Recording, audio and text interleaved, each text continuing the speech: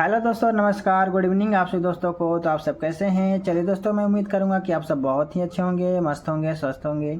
सो दोस्तों, आज मैं इस वीडियो में क्या बताने वाला हूं आपको तो हमारी वीडियो का थंबनेल देखकर समझ में आ ही गया होगा। तो चलिए दोस्तों, मैं आपको फिर से बता दूं कि आज मैं इस वीडियो में बताने वाला हूँ क्लास 8 का जो है दोस्तों चैप्टर 6, जिसमें दोस्तों हम लोगों को पढ़ना था दहन एवं ज्वाला। ठीक है। और मैं दोस्तों इससे पहले जो है अति लघुतरीय प्रश्न का क्वेश्चन आंसर जो है पिछले बना करके वीडियो में डाल दिया हूँ, प्लेलिस्ट में आपको मिल जाएंगे।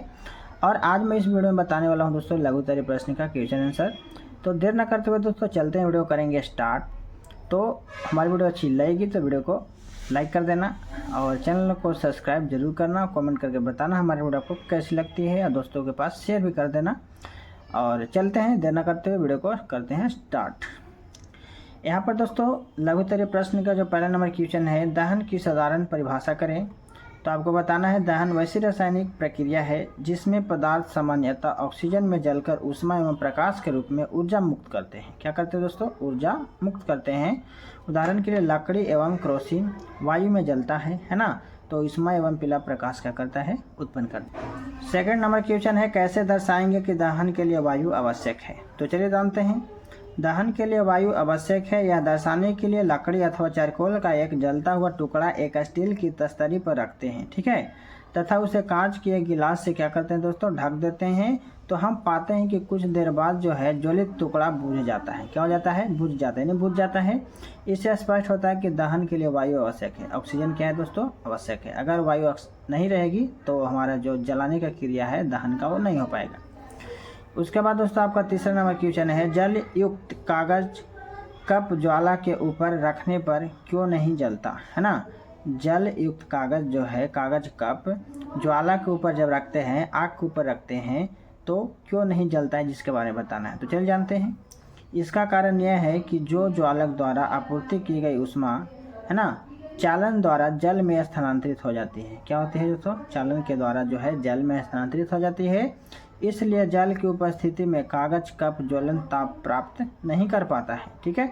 अतः वह जल युक्त कागज कप जो है नहीं जलता। समझ में आ गया? उसके बाद दोस्तों आपका 4 नंबर क्वेश्चन है, दहन कितने प्रकार का होता है? विस्फोट का वर्णन करें। दहन मुख्यतः 4 प्रकार के होते हैं। कितने प्रकार के? 4 प्रकार के। सबसे पहला द्रुत दहन, मंद दहन, स्वतः दहन और विस्फोट दहन, ठीक है।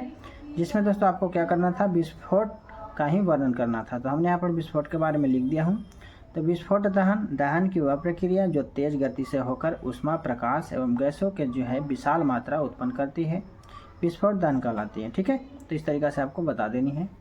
उसके बाद दोस्तों आपका 5 नंबर क्वेश्चन में आता है, ज्वाला के 4 क्षेत्रों के नाम, रंग एवं ताप का उल्लेख करें, ठीक है। तो ज्वाला के 4 क्षेत्र का नाम जो है इस प्रकार से है। नीला क्षेत्र जो ज्वाला के तल पर बत्ती के निकट का क्षेत्र होता है, ये नीले रंग का होता है, इसका ताप कम होता है। क्या होता है दोस्तों? इसका जो ताप होता है कम होता है। उसके बाद दूसरा में आंतरिक काले शंकु को ज्वाला का काला क्षेत्र कहते हैं, इसका ताप सबसे कम होता है, ठीक है। उसके बाद तीसरा में दीप्त क्षेत्र जो ज्वाला के मध्य क्षेत्र होता है और यह पीले रंग का चमकीला ज्योतिमय क्षेत्र होता है, इसका ताप सामान्य होता है। क्या होता है दोस्तों? सामान्य होता है। चौथा में यह दीप्त क्षेत्र जो ज्वाला के सबसे बाहरी क्षेत्र होता है और यह हल्के नीले रंग का जो दृश्य क्षेत्र है, इसका ताप क्या होता है दोस्तों? ऊंचा होता है, ठीक है। तो इस तरीके से आपको बता देनी है। 6 नंबर क्वेश्चन में चलते हैं। ज्वाला के दीप्त क्षेत्र में दाह्य पदार्थ की आपूर्ति दहन को दर्शाने के लिए प्रयोग का वर्णन करें, ठीक है। तो यहाँ पर जो है दोस्तों बता देनी है आपको कि यह ज्वाला का मध्य क्षेत्र होता है जो काले क्षेत्र को क्या रहता है? घेरे रहता है। और यह पीले रंग का जो है चमकीला और ज्योतिमय क्षेत्र होता है, ठीक है। इस क्षेत्र का ताप जो है मध्यम होता है। इसमें दाह्य पदार्थ जैसे मोम के वाष्प पूर्ण दहन के लिए वायु से ऑक्सीजन प्राप्त नहीं कर सकते हैं, अतः ये वाष्प आंशिक रूप से जलकर कार्बन कण बनाते हैं और ये कण जो है गर्म होकर चमकीला हो जाते हैं। यदि धातु के एक प्लेट को चिमटा से पकड़कर ज्योतिमय क्षेत्र में ले जाते हैं तो उसके ऊपर काला पदार्थ जमा हो जाता है, ठीक है। इससे यह निष्कर्ष निकलता है कि ज्योतिमय क्षेत्र में दाह्य पदार्थ का पूर्ण दहन नहीं होता है, ठीक है। उसके बाद दोस्तों आपका 7 नंबर क्वेश्चन आता है, ईंधन को परिभाषित करें, किन्हीं 2 गैसीय ईंधन के नाम लिखें। चलिए इसके बारे में जानते हैं। वैसे दहनशील पदार्थ जो जलने पर कोई भी अवांछनीय पदार्थ उत्पन्न किए बिना ऊष्मा ऊर्जा की आपूर्ति करते हैं, ईंधन कहलाते हैं। ठीक है, जैसे लकड़ी, कोयला, घरेलू गैस, केरोसिन, डीजल, पेट्रोल आदि ईंधन के रूप में प्रयुक्त होते हैं। ठीक है, उसके बाद दोस्तों आपका 8 नंबर क्वेश्चन आता है, ऊष्मीय मान क्या है? एक अच्छे ईंधन का ऊष्मीय मान कैसा होना चाहिए? ठीक है, तो चलिए जानते हैं। ऊष्मा की वह मात्रा जो ईंधन के 1 kg के वायु या ऑक्सीजन में पूर्ण दहन के फलस्वरूप उत्पन्न होती है, इस ईंधन का ऊष्मीय मान कहलाती है।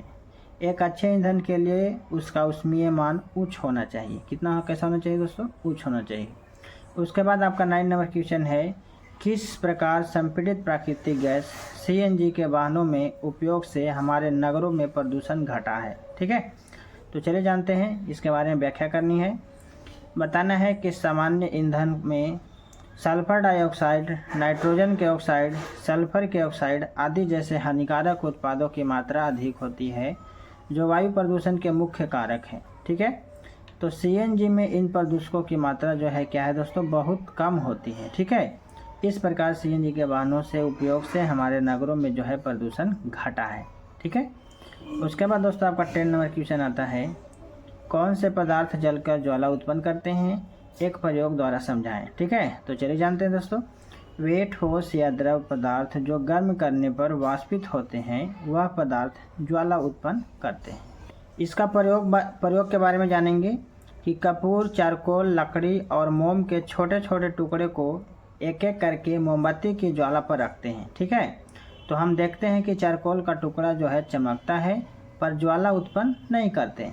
कपूर और मोम ज्वाला उत्पन्न करते हुए जलते हैं। ठीक है, इस तरीके से आपको प्रयोग छोटा सा लिख देनी है।